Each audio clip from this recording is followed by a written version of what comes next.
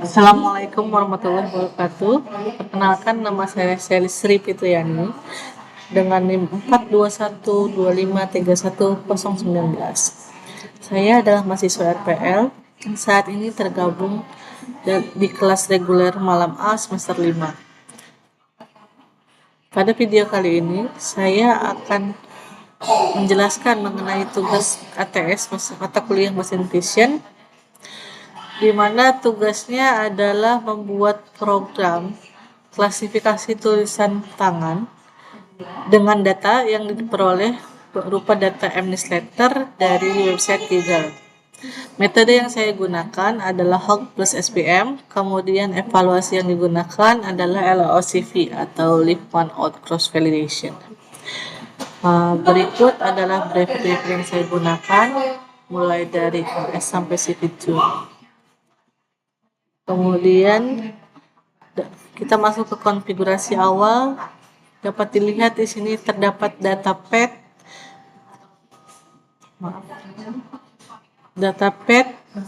Di mana data yang di pad adalah mNewslettertrend.csv. Ini adalah data yang saya peroleh ketika saya download dari Google.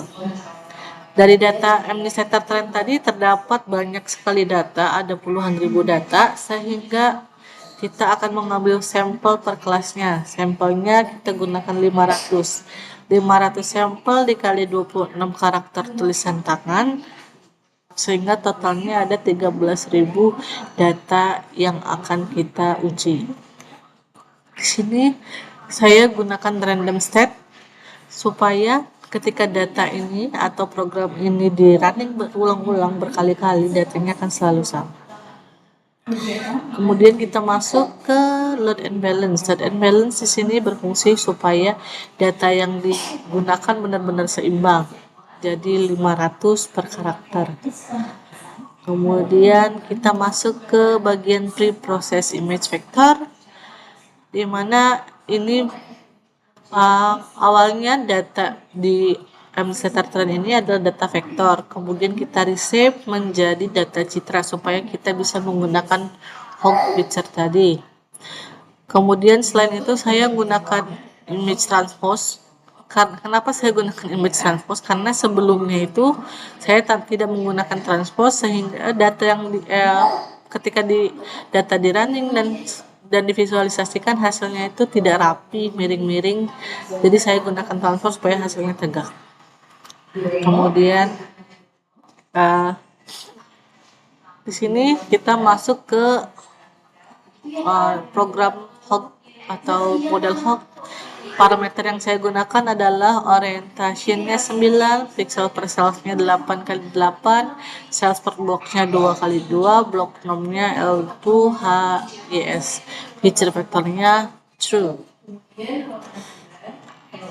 Kemudian setelah membuat HOG, kita masuk ke program utama, di mana di program utama ini kita akan membuat satu file bernama xraw.npy. Kemudian setelah membuat xraw tadi, data xraw tadi kita ekstrak menggunakan HOG feature. Setelah data diekstraksi menggunakan HOG feature, kita akan masuk ke model SPM. Model SPM yang digunakan adalah RBF. Kenapa kita menggunakan RBF atau radial basic, saya lupa namanya, yang jelas ini RBF. Kenapa kita pakai RBF? Karena tulisan tangan itu adalah data non-linear, sehingga data yang cocok, kernel yang cocok untuk data non-linear adalah RBF. Sehingga pakai 10, gamanya pakai scale. Kenapa saya pakai scale? Supaya datanya ini fleksibel. Gamma ini, program ini fleksibel. Kita bisa gunakan sampel berapapun yang kita mau. Kita tinggal ganti sampel yang ada di atas tadi. Kemudian random statnya kita gunakan random stat.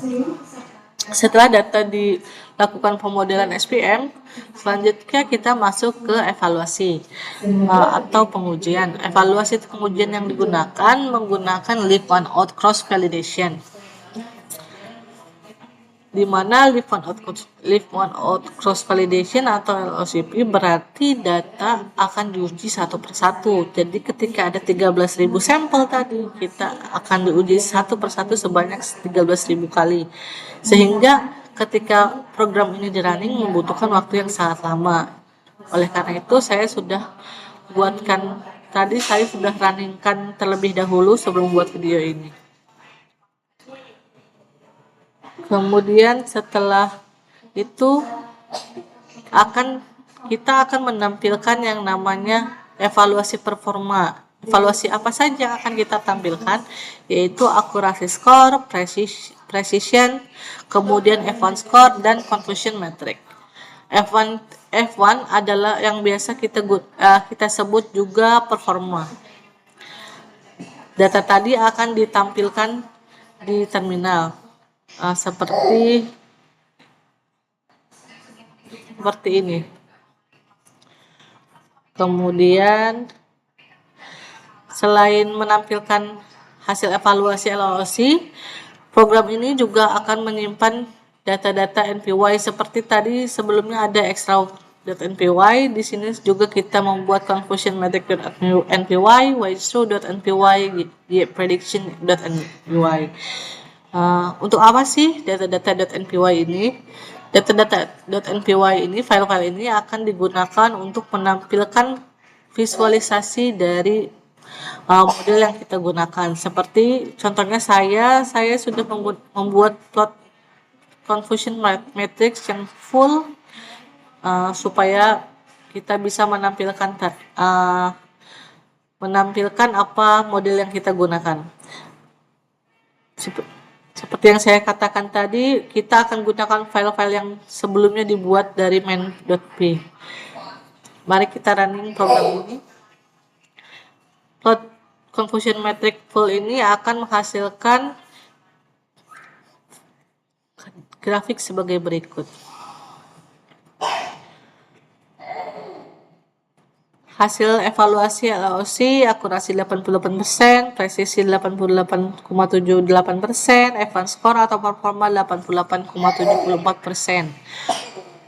Dapat dilihat dari kanan atas sampai kiri dari kiri atas sampai kanan bawah ini adalah data yang prediksi dan true labelnya tepat.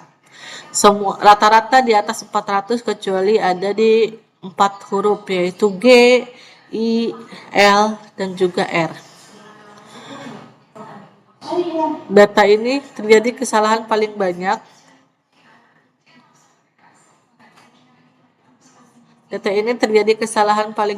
Di G dibaca Q sebanyak 47, I dibaca L 112, L dibaca I 19, dan Q dibaca G. Di 53 kali kesalahan. Kemudian selain confusion metric tadi, saya juga membuat data akurasi per letter.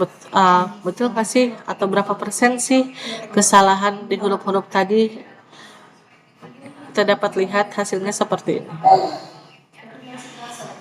Dapat dilihat rata-rata di atas 80%, ada yang sampai 90, 97, 96. Tapi di 4 huruf yang tadi sebelumnya kita lihat, huruf G, huruf I, huruf L, dan juga huruf Q ada di bawah 80, yaitu di 70%. Kemudian terakhir, selain itu kita juga bisa membuat visualisasi prediction-nya seperti berikut. Seperti berikut.